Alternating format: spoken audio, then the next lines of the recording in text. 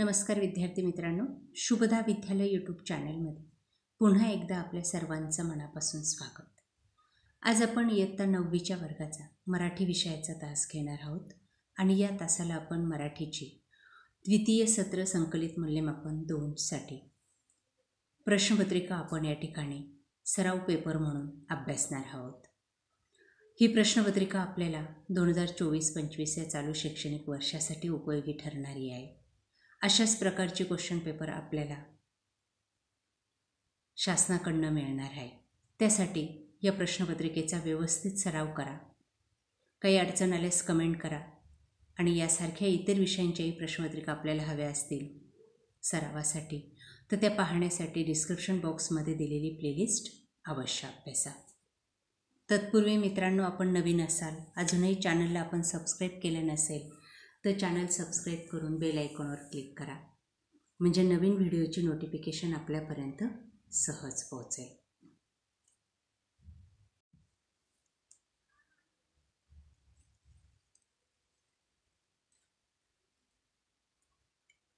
एकूण 100 गुणांचा आपला हा पेपर असणार आहे आणि त्यासाठी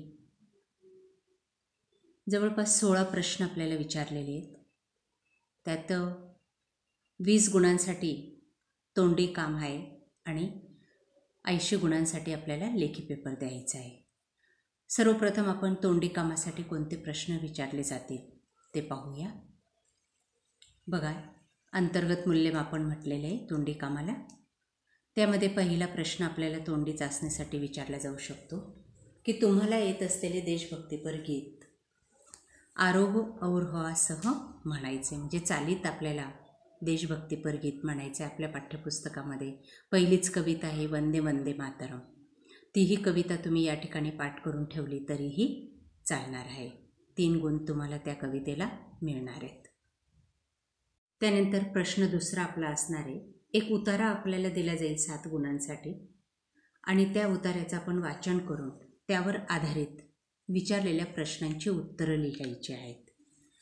बघा, पहिला प्रश्न काय आहे, 3 गुणांसाठी उतार्याच्या आरोह अवरोहासह प्रकट वाचन करायचे, म्हणजे उतारा मोठ्याने आपल्या शिक्षकांना वाचून दाखवायचा आहे। त्याला तुम्हाला 3 गुण मिळणार आहेत। दुसरा प्रश्न असणार आहे, उतार्यात आलेल्या काव्यपंक्तीतील अलंकार ओळखायचा आहे। याच्या काही शेवटच्या 4 ओळी आहेत, त्याच्यातला अलंकार ओळखायचा आहे, तो आहे यमक अलंकार। तिसरा प्रश्न असेल, गीत रामायणाच्या रचनेनंतर गदिमांना कोणत्या नावाने ओळखले जाऊ लागले। या उतार्यामध्येच या प्रश्नाचं उत्तर आहे आणि ते उत्तर आहे आधुनिक वाल्मिकी। त्यानंतर शेवटचा प्रश्न असेल, गदिमांचा प्रभू रामचंद्रांबद्दलचा आदरपूर्वक भक्तिभाव उतार्यातील कोणत्या वाक्यातून दिसून येतो ते सांगायचे।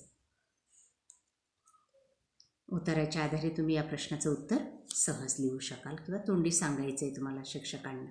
त्यानंतर तोंडी कामासाठी पुढचा प्रश्न दिलेला आहे व्याकरण घटकावर आधारित। शब्दकोशाच्या मदतीने पुढील 5 शब्दांची खाली दिलेल्या मुद्द्यांना अनुसरून माहिती वहीमध्ये लिहायची आहे। बघा, आहुती हा शब्द दिलेला आहे, त्याचा अर्थ आपल्याला लिहायचा आहे कर्तव्य पालन। त्याचं लिंग आहे नपुसक लिंग आणि शब्द प्रकारातील उपप्रकार आहे नाम। दुसरा शब्द दिला आहे सोह, त्याचा अर्थ आहे अहंकार, लिंग पुल्लिंग, उपप्रकार नाम। वल्ल, घोडीचा लांब दांडा, पुल्लिंग नाम। निरपेक्ष, स्वार्थ नसलेली, ती, स्त्रीलिंग विशेषण। रौद्र, भयानक, ते नपुसक लिंग विशेषण। या पद्धतीने आपण चार्ट कंप्लीट केला की आपल्याला या चार्टला 5 गुण मिळणार आहेत, म्हणून अशा शब्दांचेही व्यवस्थित सराव करून ठेवा। असा प्रश्न तुम्हाला यावर्षीसुद्धा येऊ शकतो। त्यानंतर प्रश्न चौथा बघा, शिक्षकांनी वाचून दाखवलेली बातमी तुम्ही लक्षपूर्वक ऐकायची आहे आणि त्यावर आधारित विचारलेल्या प्रश्नांची उत्तरं आपल्या वहीत लिहायची आहेत। बघा, या ठिकाणी एक बातमी वाचून दाखवलेली होती आणि तिची उत्तरं विद्यार्थ्यांनी अशा पद्धतीने लिहिलेली आहेत। बातमीचं शीर्षक आहे वृक्षदिंडी। बातमीची घटना कुठे घडली तर अलिबागला। बातमीचा मुख्य आशय झाडे लावा झाडे जगवा. बातमीमध्ये आणखी कोणता मजकूर असणे अपेक्षित आहे ते लिहा. पर्यावरण संरक्षण, प्रदूषणमुक्त भारत हे विषय असणं गरजेचं होतं. बातमीतील घटना प्रसंग कोणत्या दिवशी झाली तो दिनांक लिहा. तो दिनांक होता 2 ऑक्टोबर. या पद्धतीने आपण हा प्रश्न सोडवला तर यालासुद्धा तुम्हाला 5 गुण मिळतील. अशाच पद्धतीच्या एखाद्या बातमीचं वर्णन तुम्ही लिहून ठेवा, त्याचा सराव करा. त्यानंतर प्रश्न 5वा लेखी चाचणीसाठी. खालील उतारा वाचायचा आहे आणि त्यावर आधारित विचारलेल्या प्रश्नांची उत्तरं लिहायची आहेत 7 गुणांसाठी. बघा हा उतारा आणि त्या उतारावर आधारित प्रश्न. कोणती ते लिही. माणसाला जन्मता प्राप्त होणारी नाती, भाऊ बहीण नातू मुलगा, या पद्धतीने उत्तर लिहायचे. कसे ते लिहा. आई मुलाला कसे घडवते.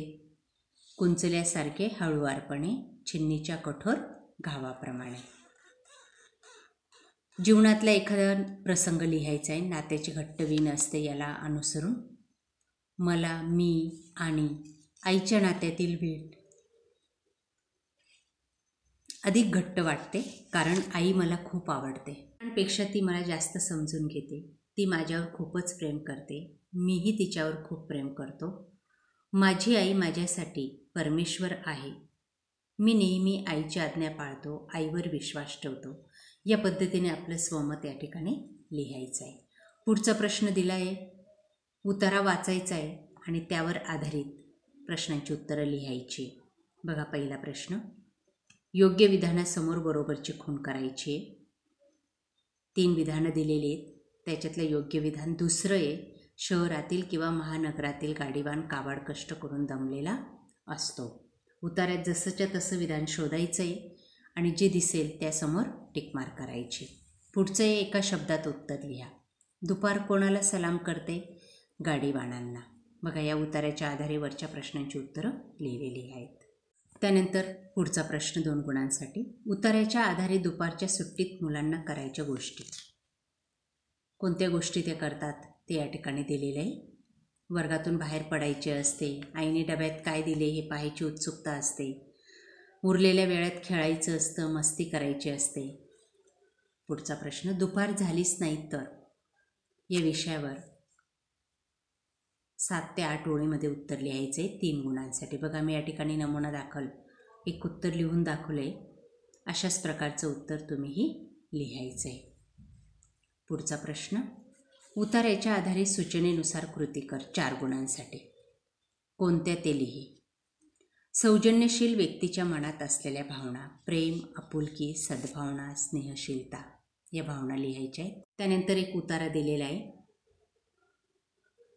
त्यावर आधारित चौकट पूर्ण करायचे. सौजन्य साकारते मनातून मानसिक कृती, प्रकटते कृतीतून. त्यानंतर कवितेच्या आधारे सूचनेनुसार कृती करायची आहे 8 गुणांसाठी. झोपडीतील सुख आणि महालातील सुख. आराम, शांत झोप, चोराचे भय नाही. महालामध्ये मऊ बिछाने, कंदील, शामदाणे, झुंबरांची रोषणाई पद्धतीने तुलना करायची. अशीच एक कविता आपल्याला दिली जाईल आणि त्या कवितेवर आधारित अशा पद्धतीच्या कृती आपल्याला सोडवायच्या असतील. झोपडी ये उत्तर येईल असा प्रश्न तयार करायचा आहे. कुठे चोऱ्या होत नाहीत. झोपडीत. पुढचं. राजाच्या परवानगीशिवाय प्रवेश करता येत नाही. जाता तया महाला मज्जाव शब्द आला. त्या अर्थाच्या ओळी आपल्याला शोधून लिहायच्या आहेत. 3 गुणांसाठी पुढचं विचार सौंदर्य लिहायचं आहे. भूमीवरी पडावे, ताऱ्याकडे पाहावे, प्रभुनाम नित्य गावे, या झोपडीत माझ्या, त्याचा अर्थ लिहायचा आहे. 9व्या प्रश्नामध्ये तुम्हाला अजून एक कविता दिली जाईल 8 गुणांसाठी. तिचं आपण वाचन करायचं आहे आणि त्यावर आधारित विचारलेल्या कृती सोडवायच्या आहेत. बघा अ भाग 4 गुणांसाठी आहे. प्रस्तुत अभंगाचे कवी कवयित्री संत जनाबाई. अभंगाचा विषय आहे विठ्ठलाचं प्रेम. अभंग आवडण्याची कारणे आपल्या मनाने लिहायचे या पद्धतीने. त्यानंतर पुढचा प्रश्न आ. काव्यपंक्तीचे रसग्रहण करायचे 4 गुणांसाठी. निंदास्तुती सममानिती जे संत पूर्ण धैर्यवंत, या पद्धतीने आशय सौंदर्य, काव्य सौंदर्य आणि भाषिक सौंदर्य या तिन्ही गोष्टी आपल्याला या ठिकाणी लिहायच्या आहेत. तेव्हा आपल्याला 4 गुण या प्रश्नाला मिळणार आहेत. त्यानंतर 10 गुणांसाठी पुढचा प्रश्न आहे. प्रश्न 10वा 6 गुणांसाठी स्थूल वाचन या घटकावर आधारित हा प्रश्न असणार आहे. व्यंगचित्र हे दोष मांडण्याचे प्रभावी साधन आहे. हे आपल्याला चित्राचं निरीक्षण करून स्पष्ट करायचे. ते स्पष्टीकरण या पद्धतीने लिहा. पुढचं आहे पावसाळा ऋतू आणि उन्हाळा ऋतू यामध्ये होणाऱ्या निसर्गातील बदलांची स्वानुभवाच्या आधारे तुलना करायची आहे 3 गुणांसाठी. बघा, पावसाळा आणि उन्हाळा ऋतूमध्ये 4-4 फरक या ठिकाणी दिलेले. तसंच एका विषयावर आधारित फरक स्पष्ट करा, आपल्याला या ठिकाणी येऊ शकतं. 11वा प्रश्न आपला असेल काव्यपंक्तीच्या आधारे विचारलेल्या प्रश्नांची उत्तरं लिहा 2 गुणांसाठी. एखाद्या कवितेच्या 2 ओळी दिल्या जातील आणि त्यातला अलंकार ओळखायला सांगितला जाईल.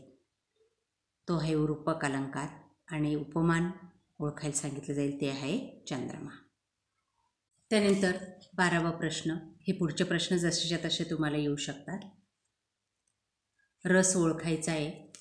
कोणते तरी 2 उदाहरणं दिली जातील आणि त्यातला रस तुम्हाला ओळखायचा आहे. अद्भुत रस, करुण रस. 2 गुणांसाठी असा प्रश्न असेल. त्यानंतर सूचनेनुसार कृती करा, वाक्प्रचारांसाठी हा प्रश्न असेल. 12 गुणांचा हा प्रश्न तुम्हाला जसा तसा येऊ शकतो यावर्षीसुद्धा. बघा, त्यामध्ये काय असेल, भविष्याचा वेध घेणे, हद्दपार होणे यासारखे वाक्प्रचार येतील. कोणतेही 2, त्यांचा अर्थ सांगायचा आहे आणि वाक्यात उपयोग करायचा आहे. भविष्याचा वेध घेणे म्हणजे पुढच्या काळाचा अंदाज बांधणे, त्याचा वाक्यात उपयोग. रीनाने भरपूर अभ्यास करून भविष्याचा वेध घेतला. पुढचे हद्दपार होणे म्हणजे जीवनातून कायमचे निघून जाणे. राजाराम लवकरच हद्दपार होईल. आभाग समानार्थी शब्द लिहा. यासारखे शब्द येतील. वारा, पवन, वायू. वचन बदलासाठी एक शब्द असेल काठी, काठ्या. खालील शब्दसमूहासाठी एक शब्द आपल्याला विचारला जाईल. समाजाची सेवा करणारा, समाजसेवक. खालील शब्दातील अक्षरांपासून एक अर्थपूर्ण शब्द तयार करायचा आहे. सुधारक, धार, कर, सूर, सुधारक. लेखन नियमानुसार आपल्याला अचूक शब्द ओळखायचा आहे.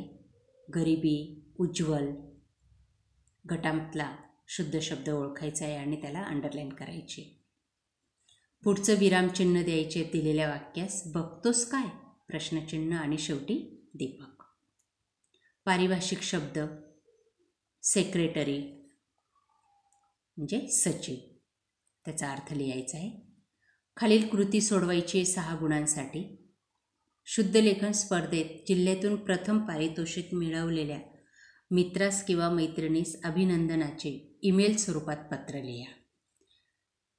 या ठिकाणी वेगळा विषय राहील, पण पत्राचं मायना हा अशाच पद्धतीने असणार आहे. या टाईप तुम्ही दिलेल्या विषयावर आधारित पत्र सहज लिहू शकाल. 6 गुणांसाठी व्यवस्थित सराव करा. बघा हे पत्र. पत्राचा पुढचा भाग. दिलेल्या विषयावर आधारित तुम्हाला वाटेल ते या ठिकाणी लिहायचे आणि शेवट अशा पद्धतीने करायचा आहे. 15वा प्रश्न असेल खालील कृती सोडव 10 गुणांसाठी. एक जाहिरात दिली, तिचं निरीक्षण करायचं आहे. हाही प्रश्न तुम्हाला असाच्या असा येईल. या व्यतिरिक्त वेगळी जाहिरात असेल आणि त्यावर आधारित अशा पद्धतीचे प्रश्न तुम्हाला विचारले जातील.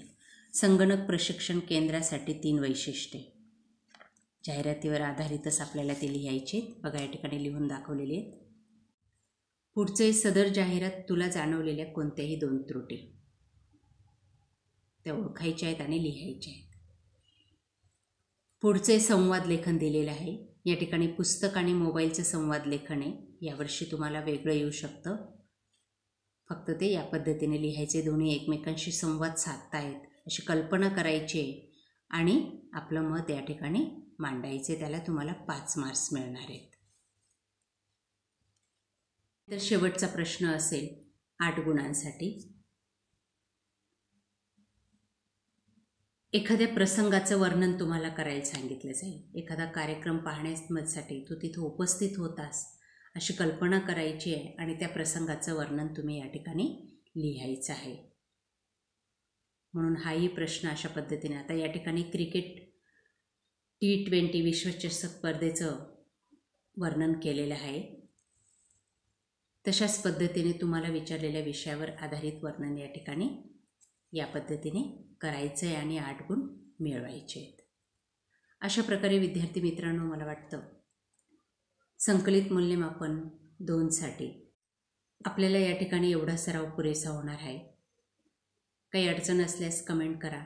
यासारख्या इंग्रजी आणि गणिताची प्रश्नपत्रिका आपल्याला हवी असेल सरावासाठी तर ती पाहण्यासाठी डिस्क्रिप्शन बॉक्समध्ये दिलेली प्लेलिस्ट अवश्य पहा. थँक्यू.